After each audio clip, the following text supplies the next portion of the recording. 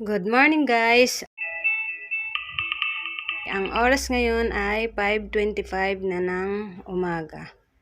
Ayan, hinagahan natin nga ng gising dahil nga marami pa tayong gagawin tuwing umaga, no? Ganito talagang ginagawa natin dahil nililigpit natin sa gabi ang ating mga biskwit, kaya yan, mag-ayos-ayos tayo habang wala pa mga customer, no? Kasi maaga pa naman, kaya ganun talaga ang ating buhay, talagang inagahan natin, no? Kasi marami pa tayong gagawin. At ito nga, nire-ready na natin yung ating mga panukli dahil hindi ko na kinukuha itong mga barya. Ayan, iniiwan ko na dito yung mga tig 20. Dito lang yan, yung mga buo lang yung kinukuha natin. Tapos tig piso, tig 5. Nakaready na yung panukli natin. Kaya yan. Kaya buksan lang natin ang ating munting gate. Magbubukas na tayo guys.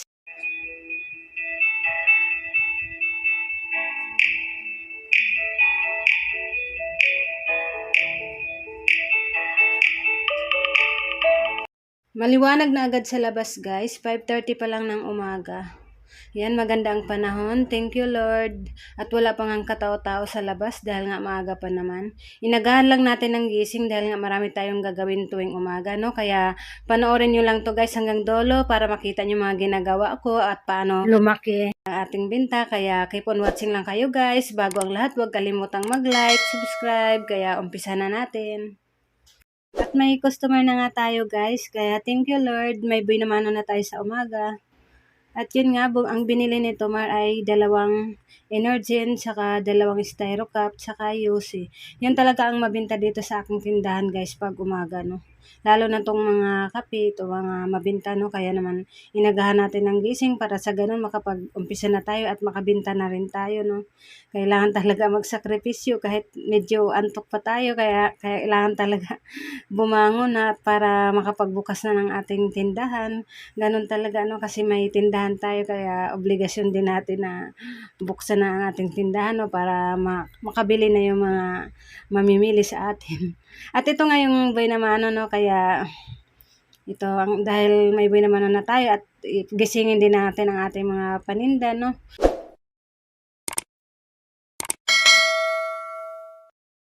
Maganda kasi yung makarami tayo ng binta sa isang araw, no?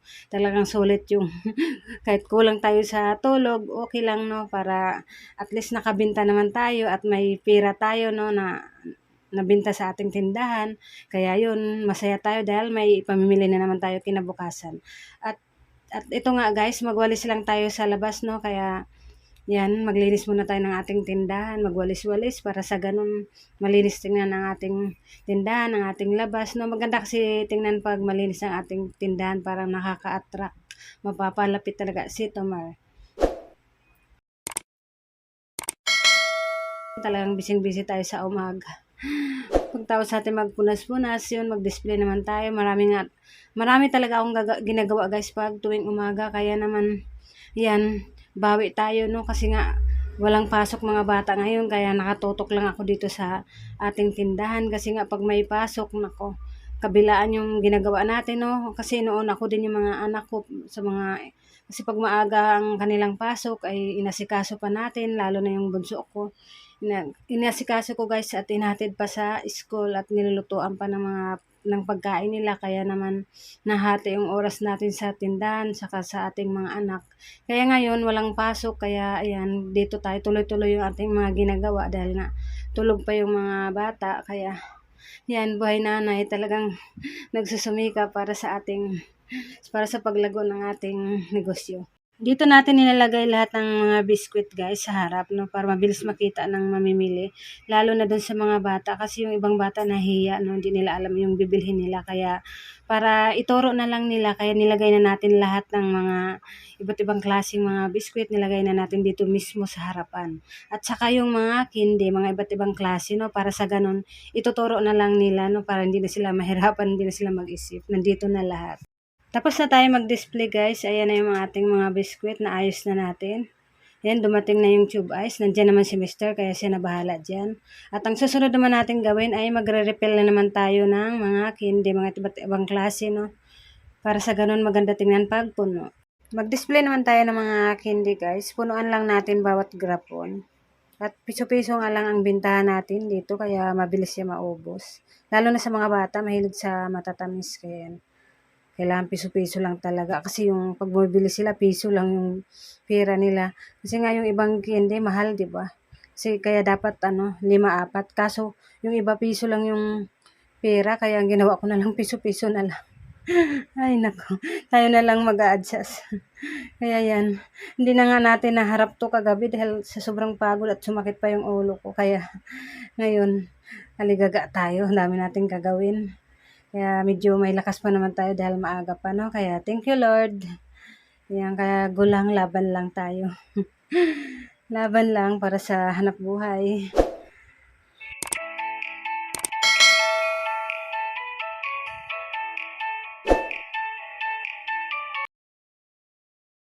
Kape muna tayo guys.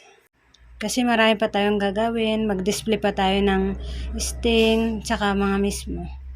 Para di tayo malamigan, magkakape muna tayo. Habang wala pang gusto mo.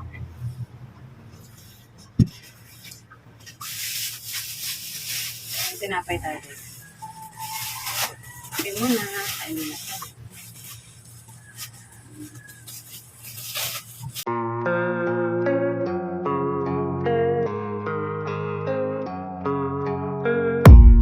I don't really know what comes next. I'm just doing my best, even though I'm so stressed out. Everything just feels like a test that I fail, so depressed when I can't seem to get out. But something deep inside won't let me quit. I swear that I'm inspired by all this shit.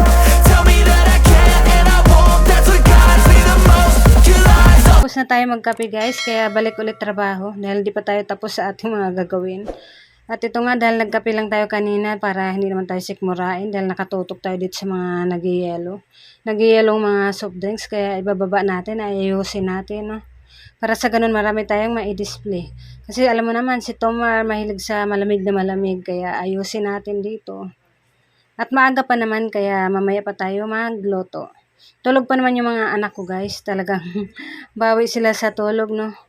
Sige lang, tulog lang hanggang wala pang pasok. Kasi pag may pasukan na sa school, nako, maaga na magsigisingan. At matambakan tayo sa ating mga trabaho dahil okay lang naman ganun. Ganun talaga ang buhay. Pag may time lang tayo, pag may singit natin to at ang ating tindahan kasi hindi naman pwede natin pabayaan ang ating tindahan dahil nga dito tayo kumukuha ng pambaon sa ating mga anak no, na kaya malaking tulong ito yung tindahan sa atin kaya yan. Kailangan alagaan din natin no, punuan, pagandahin, syempre no, para sa ganun mabawi yung mga kinukuha natin sa kanila no. Yan. Yan ang ating mga ginagawa sa araw-araw, talagang sobrang busy, no?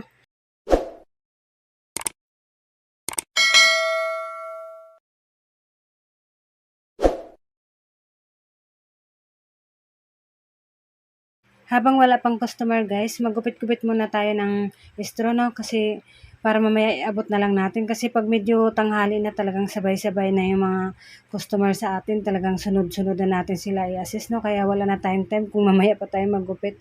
Kaya ang ginawa ko, inagahan ko lang na lang ng gising, no? Para sa ganun, maumpisa na kagad natin ang ating trabaho para mamaya tuloy-tuloy na lang tayo mag-assist, no? At dire-diretso na lang. Kaya yun ang ating diskarte para makarami tayo ng benta. Ganun lang talaga ang gagawin natin. Talagang agahan natin ang gising, no? Para sa ganun, pasok swerte at makabenta kaagad tayo, makapag-umpisa kaagad tayo, at matapos kaagad natin yung ating mga trabaho. Kaya, yun ang aking ginagawa dito sa aking tindahan, guys. Para sa ganun, tataas yung ating benta. Nasa sa atin din kasi kung anong oras tayo magbukas, kung anong oras din tayo magsarado. Kaya, kailangan talaga ng sakripisyo kung gusto talaga natin makabenta ng malaki. Ayun lang guys talaga. Kasi minsan hindi naman natin maiwasan, minsan hindi maganda ang ating pakiramdam, kaya minsan din maaga tayo nagsasara. Kaya okay lang naman yung guys. Mahalaga pa rin yung ating kalusugan. Kaya pahinga din tayo pag ganun ang ating naramdaman. Huwag natin pilitin ang ating sarili kasi mahirap na magkasakit. Mahirap na pag ganun guys, lalong mapabayaan natin ang ating tindahan. No? Kaya mas mahalaga pa rin ang ating kalusugan. Kaya lagi lang tayo mag-pray para sa ganun. Bigyan tayo ng lakas sa araw-araw kasi sobra dami nating obligasyon, dami nating trabaho. Todo kayod tayo dahil sa ating mga pangarap. Dahil mayroon nga tayong gustong bilhin no? Na gusto natin abutin. Kaya yan. Kaya sige lang, sipagan lang natin, more sikap lang tayo, no? Matutupad din yun. Kahit hindi man sa ngayon, basta unti-unti, mangyayari din yun basta nandyan lang tayo, wag tayong sumuko. Laban lang sa hamon ng buhay kasi hindi naman ganun kadali talaga, talagang paghirapan mo, pagsusumikapan mo kasi lahat naman ng bagay talagang ganun, no, magdadaan sa karayom, kumbaga ganun, dadaan sa hirap, no, para bago mo marating ang iyong pinapangarap. Ganun talaga ang buhay, kaya yun na lang ang ating isipin guys, para sa ganun lalo tayong magsusumikap. Ayun guys, yan lang mga ganap ko for this video. Ayan, ganap ko ngayong araw, yung mga ginagawa ko tuwing umaga. Sobrang busy talaga tayo, no? Kaya yan, hanggang dito na lang ang update ko ngayong araw guys. Kasi ayan, marami pa tayong gagawin, magluluto pa tayo. Kaya maraming salamat. Huwag kalimutang mag-like, subscribe, more morsel sa ating lahat. God bless all.